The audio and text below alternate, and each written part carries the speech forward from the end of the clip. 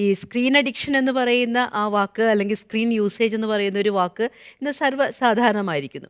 അപ്പം അതുകൊണ്ട് തന്നെ പരീക്ഷണാർത്ഥം എന്നൊരു രീതിയിൽ ഞാൻ ഒരിക്കലൊരു ക്ലാസ് എടുക്കാനായിട്ട് പോയപ്പോഴത്തേക്കും മാതാപിതാക്കളുമുണ്ട് കുട്ടികളുമുണ്ട്. അപ്പം ഞാൻ ഓർത്തു തീർച്ചയായിട്ടും ഇപ്പം നമ്മൾ ശാസ്ത്രീയമായ പഠനങ്ങളുടെ അല്ലെങ്കിൽ എവിഡൻസ് ബേസ്ഡ് ആയിട്ടുള്ള കുറേ കാര്യങ്ങൾ നമ്മൾ പുസ്തകത്തിൽ നിന്ന് തന്നെ പഠിച്ച് അതിന് ഒരു പ്രതിവിധി ചെയ്യുക എന്നതിനേക്കാൾ ഉപരിയായിട്ട് നമ്മളിപ്പോൾ കാണുന്ന സമൂഹത്തിൽ നിന്നുള്ള ഒരു പ്രതികരണം തന്നെ ഇതിന് കിട്ടുന്നത് നല്ലതായിരിക്കുമെന്ന് ഓർത്തുകൊണ്ട് തന്നെ ഞാൻ ആ ക്ലാസ്സിൽ ഞാൻ ചോദിച്ചു. അപ്പോൾ മാതാപിതാക്കളുടെ ഒരു സെക്ഷനായിട്ടിരിക്കുന്നു, കുട്ടികളുടെ ഒരു സെക്ഷനായിട്ടിരിക്കുന്നു.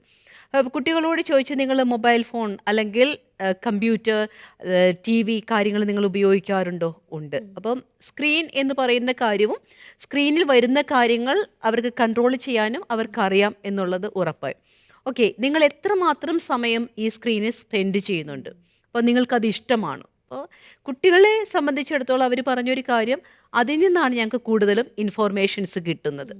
പഠിക്കാനുള്ള കാര്യങ്ങൾ കിട്ടുന്നുണ്ട്, കളിക്കാനുള്ള ഗെയിമുകളുണ്ട്, ഞങ്ങൾക്ക് കൂട്ടുകാരെ കിട്ടുന്നുണ്ട്. അപ്പോൾ ഞങ്ങളുടെ ഒരു ലോകം എന്ന് പറയുന്നത് ആ സ്ക്രീനിലൂടെ കാണുന്നൊരു ലോകത്തിൽ ഞങ്ങൾ കൂടുതൽ മുഴുകുന്നു, ഞങ്ങൾക്കത് ഇഷ്ടമാണ്. ഓക്കെ, അപ്പോൾ കുട്ടികളെന്ന് നമ്മൾ പറയുമ്പോൾ 15 വയസ്സിന് താഴെയുള്ള 15ഉം അതിന് താഴെയുള്ള ഒരു കുട്ടികളുടെ ഒരു സമൂഹമാണ് അവിടെയുള്ളത്.